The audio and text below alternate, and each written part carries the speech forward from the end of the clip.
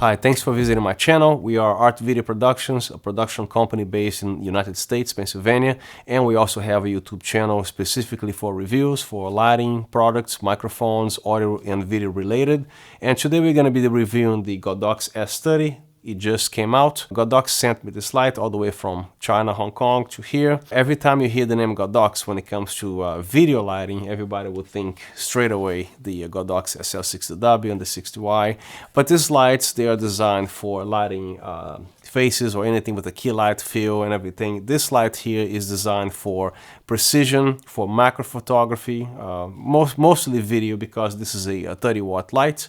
But it's designed for focusing things. An example that I can give you here to shoot a bottle of beer or whiskey, when you need to highlight just the label of the bottle, you can actually precisely tune and shape the light exactly to cover just the light, which these lights here cannot do. So the light itself runs for about $240, at least on a B&H Photo, which is a website that I trust and I like to purchase a lot.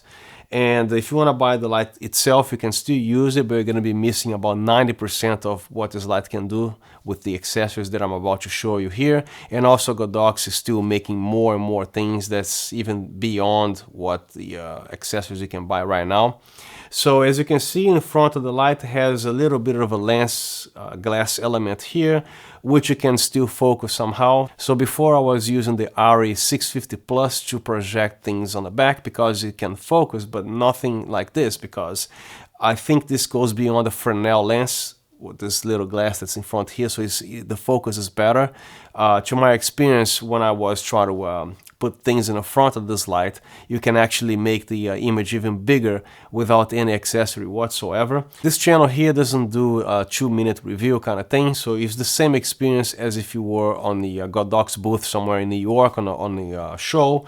You're probably going to spend a long time over there, so this is exactly how we review our products, to give you the same feeling that you are actually at a booth looking at the product and asking a bunch of questions. So sit back, relax, please watch everything. If you want to skip things, you know, it's up to you, but if you watch the whole thing, you're not going to have any other questions that was already discussed or covered in this video. So I'm not going to be wasting any of your time. Well, let's go right into the light, and I'm also going to be covering the entire light, what it does, the entire owner's manual, and also how to use it and how not to break things. So I'm going to start with the back of the light here. As you can see, there's a power button in which you have to press and hold. And over here you have a focusing knob which varies from 6 to 55 degrees. And I think you can see the actual thing working. You can actually see it going up and down there, the whole mechanism going on here. And the fan just kicked in. It is audible, but it's not going to be any problem whatsoever. Right now I'm using a condenser super cardioid microphone, and this mic is actually towards my mouth, and this light is about 14-15 inches from here. I'm gonna be quiet to see if you can hear anything. And if you can hear, there should be any problem at least when you're talking, and of course this light is gonna be not 10-15 inches from a microphone. So if you use a lavalier microphone, which is omnidirectional, you're gonna have more chances of capturing noise, but it is no different than a Godox SL60W. Even if you put a knock to a fan here, this is almost like what it will sound like. So to me, this is not going to be a problem at all. The light right now is at 100%, so you're going to be hearing the fan kicking in more often. And I don't think I'm going to be using this light for any sort of interviews. If I am, the light is going to be at a fair distance, projecting something on the background. So again, the fan noise is not a problem, and this fan is audible, but it is not loud. It's pretty acceptable, just like most LED lights. But the fan is here, just to take a note of it. And over here you have the display, which I believe it looks like an OLED display. I don't know, but it looks like it. And way on the bottom here you have your color temperature display. Of course, everybody knows this is a 5600 Kelvin only. This is not a bicolor light. But the reason why they put the temperature here is just to remind you this is a 5600 Kelvin light. Some other LEDs I've seen, they are 5500 Kelvin, and some of them they are 8500 Kelvin. So the standard is 56K.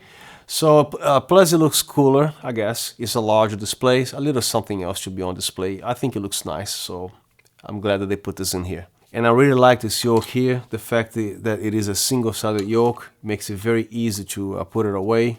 And this light is extremely light. You can actually hold it in a finger like this. Over here you have an option to tighten, especially if you put the accessories here. And over here you have a standard 1/4-inch thread. That Godox also includes this Sony NPF battery, which is extremely convenient. You can take this anywhere when an outlet is not available.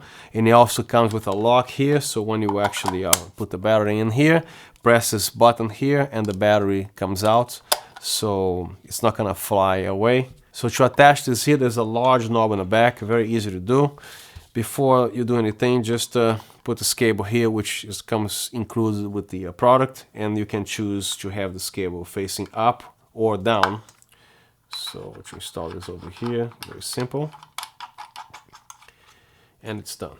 And then you just replace this cable with this cable and you have a battery powered light. So obviously this is a 30-watt light, but when you use a battery, the light is gonna drop to a limitation of 10 watts.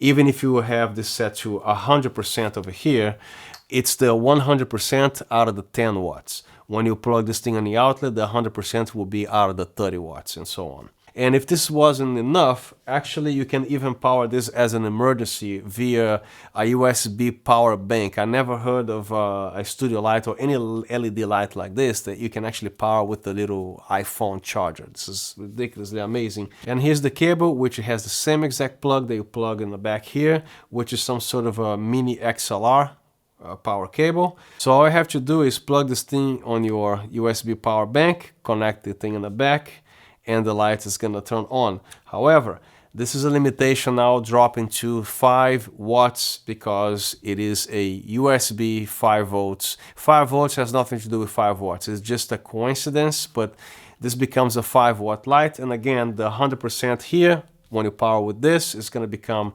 100% out of the 5 watts. You plug this back on the outlet, the intensity is gonna triple, and the 100% also going to be 3 times brighter. But regardless, the fact that you can actually power a little light like this with a battery in a power bank, it is amazing. I never saw anything like this before. And this is their first focusing light. Maybe they're going to be doing a 120 watts in the future, but expect the price to be a lot higher than this because there's an aperture spotlight. I forgot the model, but that light is a lot more money and is very big and is for bigger jobs. So since we're reviewing a small light, my entire studio today I used small things, like everything, small lighting. So I have here a GVM 50RS in the back here. I have one single GVM D800 or 800D, something like that, set to 75%. It's because it is further away from the background. So everything here is smaller. So when you use this light over here in conjunction with small lights like this, you will have no problem of this light not being bright enough because everything is gonna make sense because you're using small lights over here. So today's technology, the cameras, they get nicer and more sensitive. So even with a little light, even if you use larger, more powerful lights, if you want to take full advantage of the inverse square law, if you don't know what that is, just Google or YouTube real quick, at least the inverse square law for sound or for lighting. You're gonna find out that you can actually use this little light along with big lights because the inverse square law, explaining in 5 seconds, it's regarding the intensity, coverage, distance, and all that stuff. For example, I have my iPhone flashlight over here. So the inverse square law is the closer it is, the more intense the light is, but there's less coverage. I'm just highlighting my cheek over here. When you pull the light away, you have more coverage but less intensity. So the same way applies to sound, to heat, to whatever. It's a physics law called the inverse square law. So if you take advantage of that, you can do some beautiful things with your lighting as well. So I can still have this light projecting something in the background there while I have a strong light in the front here, depending, you're just messing with the distance and the, if you're running out of power on this light here, you put the light closer. So if you have a huge light over here, you can actually turn that down. If that's still not enough, you just bring this light closer. And then again, the inverse square law, you actually have this light brighter. And the only way to tighten or loosen this, you have to use this little tool here, right? Which I found it very annoying, but I was thinking, hey, maybe Godox should have put the ratchet mount here, which you can actually easily pull it out and then adjust the knob here.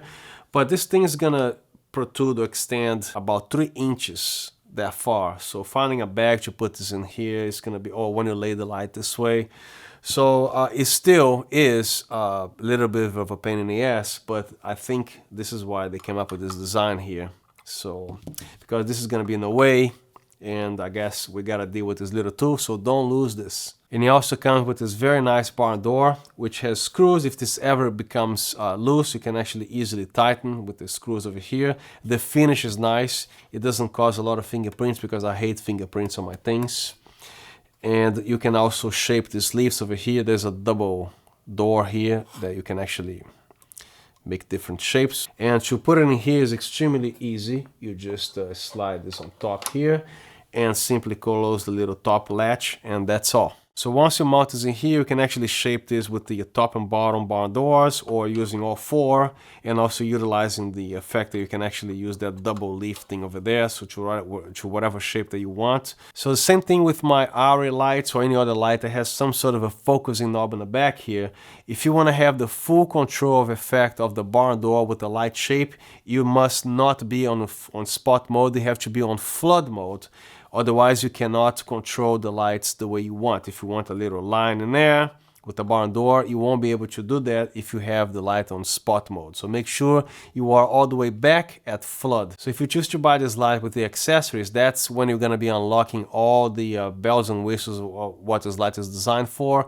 You can actually focus things, you can project things on the wall to the tiniest detail. So you have the ability to put gels over here, but this is barn doors. Even if you have your own gels, this little latches on the outside part of the barn doors here, so you can actually clip your own gels without any needs of the C47s. Another thing to bring up here, which very few people know about, for example, the SL60W, the 60Y, and all the Godox lights, they have some kind of a memory issue here. For example, let's say that the light is at 100% and then it turned down to 57% and then turn the light off. It's not going to remember to come back to 57% when you turn the light back on. The same exact thing with this little light over here. So you have to wait at least a full minute or so for the light to kind of lock in. So if you will go from 66% to 13%, wait at least a whole minute before you shut off the light.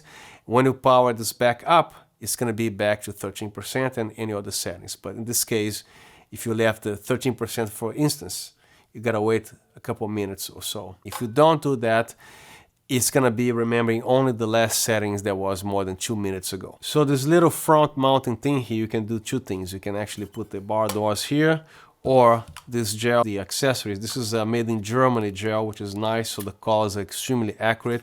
It comes in as two things. One is for color effects, the other one is for color temperature adjustments. So keep in mind, when you choose dark gels like this, you lose a lot of light intensity, but to use these gels here, I actually chose the green.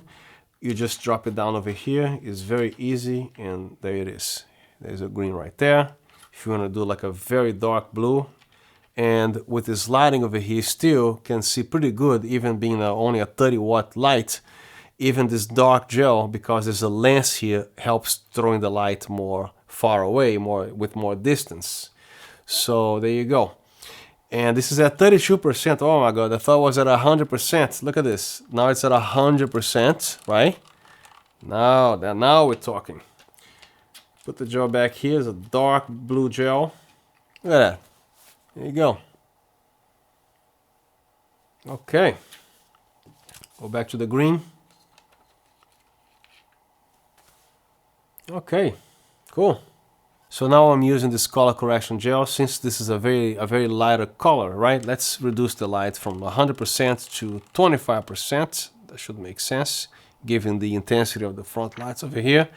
So I'm gonna slide this over here, and there you go. You have your tungsten corrector there. If you need any more, like a warmer color, you just put a heavier one here. There you go. It comes in several shades, and it comes with a bunch of gels here. There's a lot of gels in here. So using these gels in conjunction with this light is also cool to have some colors when you have those gobos projecting something in the wall. So the versatility of this is like almost endless. It always depends on your creativity and the know-how how to use the product. You will notice that each one of those gels, they come separated with a little sheet of white paper here. And I usually like to put everything back the way it was from factory, especially thinking about resale value. At least that's how I treat my equipment.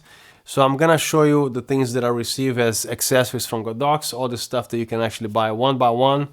I'm keeping this a little loose because this stand here is like an Amazon basic stand. I have something small so the light stays short, because if I use a C stand, you're not gonna see the light, it's gonna be this high. I'm gonna be starting introducing this first piece over here, which is the projector thing that you attach here, the same way you attach the barn door. Close the latch. Then to install the lenses, I have the first one here, which is a 85mm f2.8. It comes with the locking thing here. You can actually rotate this, as you can see. So you want to slide this lens that way. So this knob over here is the one that tightens the actual lens body. And this second one here does the focusing. Next one is a 63mm, which is the widest lens Godox currently makes, which gives you a bigger pattern, especially if you use the gobos. We're gonna get to that in a second. So you'll see these little grooves over here. You're supposed to slide right here. So the front of the lens, of course, is where it says the millimeters and everything. This is the back of the lens, right? So you put it right here. And then tighten it down. Then it can actually move this way. So my third and last lens is the 150mm f2.2, which is the brightest of all these lights here. Again, this is the 85mm f1 2.8. This one is a 63mm f2.4, and this is a 2.2. It's like a third of a stop or whatever, but still more light comes out of here. And besides, you are able to throw some patterns on the wall and everything with the brighter lens. The pattern is going to be brighter on the wall. You can actually just throw a lot of light in a long distance, reaching subject that's very far away, regardless if you're using gobos or gels or whatever, or any pattern whatsoever. So if you want to put this lens right here, just align the same groove over here. Make sure you're not actually screwing here so you don't scratch your lens. You know, you gotta make sure you put on a groove right there. There you go. You can turn a little bit, you can see stopping. So you finish screwing, and you can also focus the lens. So the deepest you can actually go is here. The lens stops right here. It doesn't go all the way in because it's a big lens. So, but you can actually focus where the groove starts and finish. So here's the interesting thing. With a lens like this, you're supposed to be seeing a lot of dust because it's a very concentrated beam of light. And sorry, but this is a dust-free room. There's absolutely no dust in this room. So there's no dust particles for you here. But you're supposed to see all kinds of dust particles when you use this lens, but not in my studio, sorry. So I want to pick the 85mm f1.8. Let's see what happens.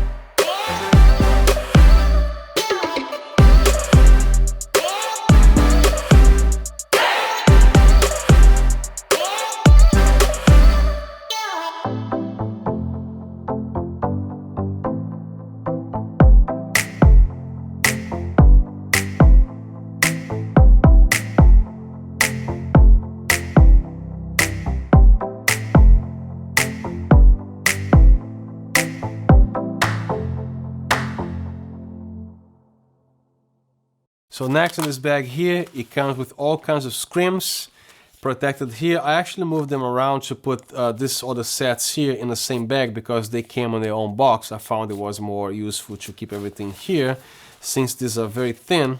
So explaining to you that don't know what the scrims do, this is a single scrim, single density scrim or whatever. So as you can see, I'm at 10%. And if this is the distance that you're shooting whatever product here, as you can see, I'm blowing out right here, right? So the single screen is going to reduce to a certain percentage the intensity of the light. See that? And then this is the double screen, which is a more concentrated mesh over here, even more light dropout. You can actually use more than one. The light keeps falling. You take it out, overexposed. This is the single screen, the double, or both together. And this is the same thing. You have the single screen and the double screen and the 3/4 screen over here. So the reuse for this is when you use those T1 or T2 RE tungsten lights, for example, which dimmer is not recommended because you're going to alter the color temperature of the light. They come up with this kind of stuff. So for example, let's imagine either this light or especially a big light that you're shooting somebody that's closer to the light, which is going to receive this much dose of light, right? And the other subject, which is far away, it's going to be less lit, again, due to the inverse square law, you know, the light fall out and everything. So this subject receives less light intensity, and this one is very close. More coverage, more intensity, and less coverage. There's a limited area here. If I step back, the light is going to be weaker, but more coverage. My sweater is fully lit, but the light fallout is like half. If I get really close, you have more intensity, but less coverage. This is the inverse square law, which you can use for a lot of things, for sound and everything again. So this light over here, going back to that, if you have a person's head of whatever that is here, you can actually put the screen facing this way here, which is going to attenuate the light coming from hitting on this side of the light, and while the other side of the light is going to have a stronger light beam, and this one is getting attenuated. If the whatever subject that you're filming, or if you want to photographing, is on the bottom, just turn the screen this way, right? And then you put it over here. So the light intensity, half of whatever it's in here, is going to be less lit, while the top one receives the normal amount of light. And if you need more, you can actually do either the single screen, half screen, or the double half screen, or even the 3/4 way, or just put them all together like this here, you know. So this is what this is for, and nobody seemed to explain on YouTube what these are. Again, the single screens, you can drop, you simply lift this latch over here, and you drop them like that. And to take it out is very easy. You just lift from the bottom, and this comes easily right out. Next, we have the SA06. This is a little iris little thing that they make here. This is so cool. So I'm going to attach this projector thing back here because this is what these things are really meant to be used for. Now this one here took me about 20 minutes because the manual didn't really clearly say where the heck you put the you insert this here. It's definitely not here, right? Don't forget to close the latch. So as you can see, this turns, which is very convenient. And there it is. That's the little opening right there. You just slide your finger here, and this opens like that. You can even help with the other side by even opening this like fully straight. So to insert this over here, be very careful because this is a very delicate thing. If you stick your finger over here or accidentally hit this, trust me, you're gonna destroy this, okay? Be very careful with this, I'm warning you. If it doesn't open, if this gets in the way, this little, there's a screw here. If this gets in the way, all you gotta do is close all the way down, slide it down a little bit, and then you have the whole room to turn here. So next you can get those gobbles that have the shapes over here. So this one here is a little silly. There has a little moon thing here. I wish they had something cool, like, you know, straight lines, a bunch of straight lines. This is in the shape of like some kind of a fire going on.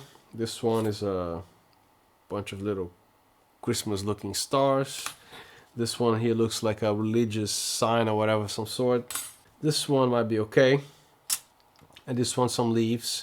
Now the leaves ones, this one, and even this one here, they can actually be very useful besides projecting these things on the wall. You can have like a turntable here and defocus this a little bit. It doesn't need to be sharp, right? You defocus the thing a little, and then you can actually aim the angle this way, and it's gonna distort the light. So you can put jewelry there or some other stuff. So this pattern is gonna be all distorted, which is gonna look very cool. But right now I'm gonna be showing how to install this over here. So I'm sure some people are gonna have a little problem trying to screw this. It might take a long time, but not really.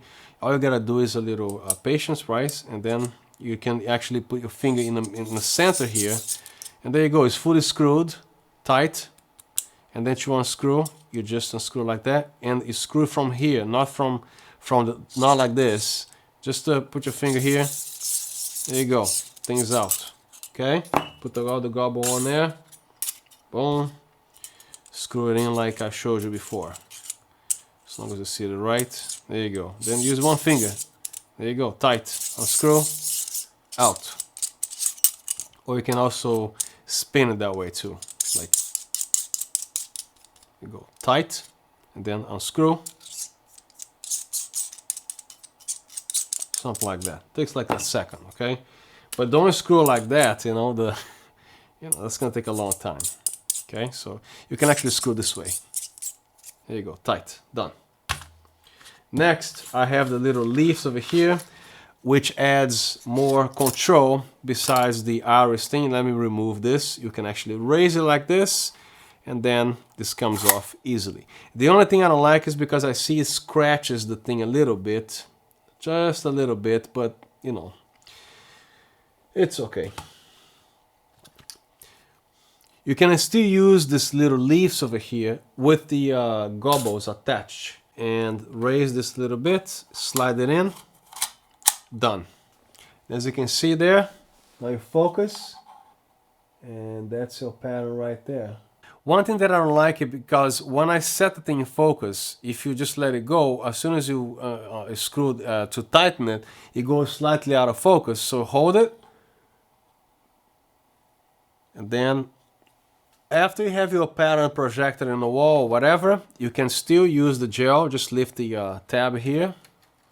That's your green right there. Don't forget to close it back. And with the sleeves, you can also do this. Now the lens you really want to use for this is the 63mm, is f2.4, slightly darker, but it's not a whole big deal. It's like one is the brightest is f2.2 and 2.4, big deal. 0.2 things. Okay, so you slide this here, focus.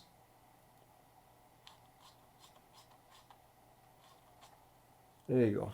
There's your whole pattern in there.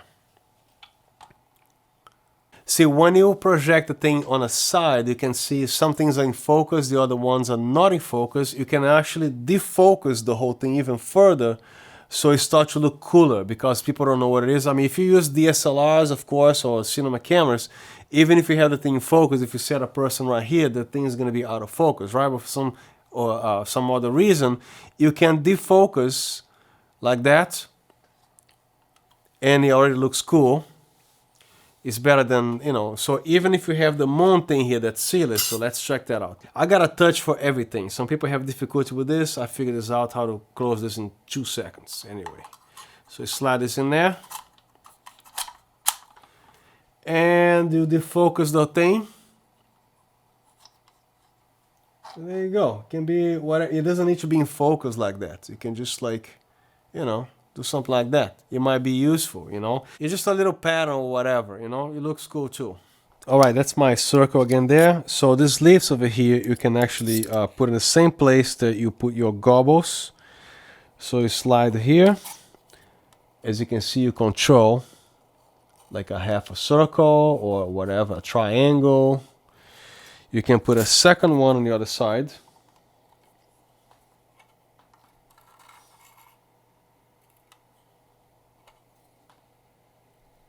If you look inside here through the projector, you have a better control of the shape.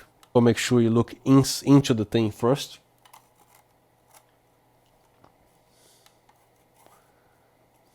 And there you go. You can have it smaller, you can have it longer, any shape that you want.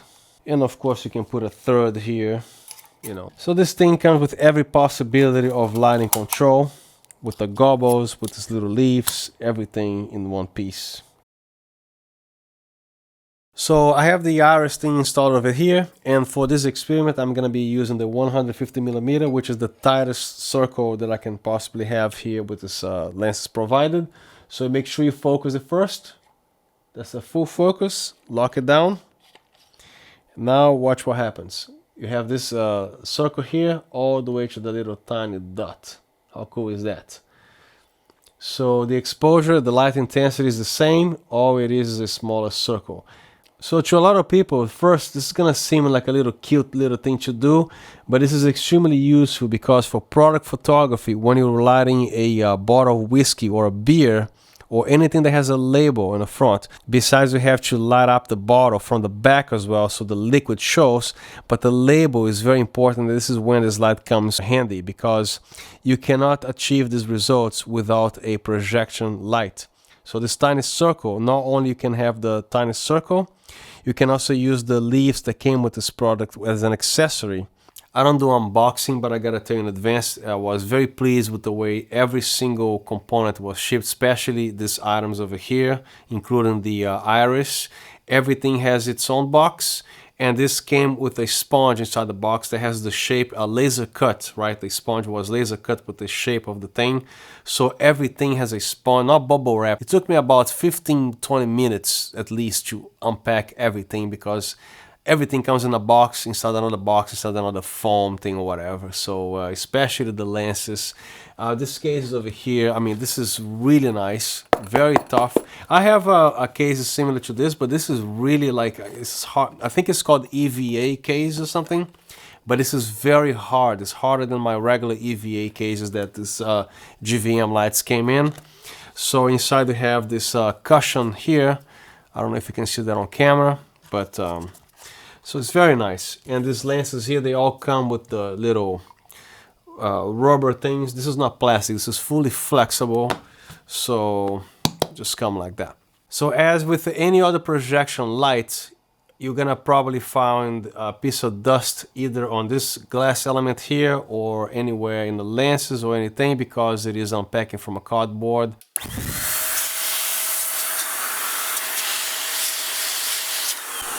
And it goes a lot more involved in this, the little brushes and everything. So I actually disassembled this entire light. There was a little piece of dust because when you focus, you see that dust on the thing. This is just very easy to remove. So this projector here, there's a little screw that you will unscrew.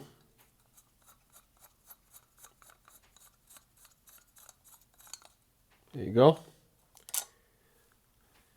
And then there's a latch that you actually twist a little bit and it opens. So you can actually clean the entire front and rear glass elements. See this little, see like, so it very easy to put it back, twist it back like this, and you put the screw back. And it's that simple. So you can actually clean with a cloth that vacuum or with the air blaster that I have there. Never use the can spray because you're gonna spray some frost stuff accidentally. You're gonna destroy the glass. Do not do that. If you wanna get this is called the Data Vac Duster. B&H sells this, just search for that. This is awesome. And it comes with a filter here, which you can actually clean. So this is the most awesome thing to clean your lenses, clean your cameras, anything that air doesn't damage when you get a blast of air in there. So first of the... You don't want to blow this where the fans are because that's going to spin so fast that you're going to break the fans. So just use common sense, be careful with this. If you want to spray on the fans, from a distance maybe, but just skip that at all. Just for lenses, okay, and something that you don't damage with a lot of air force going on, because look at my skin here. So this is some serious wind. But anyway, you can clean each one of these lenses. It's very easy, front and back. Same thing over here. So if you have any questions, just drop it down in the comments here and I'll respond to all the comments. I hope this video was useful to you. And again, please like and subscribe and have a good day or a good night. Thank you.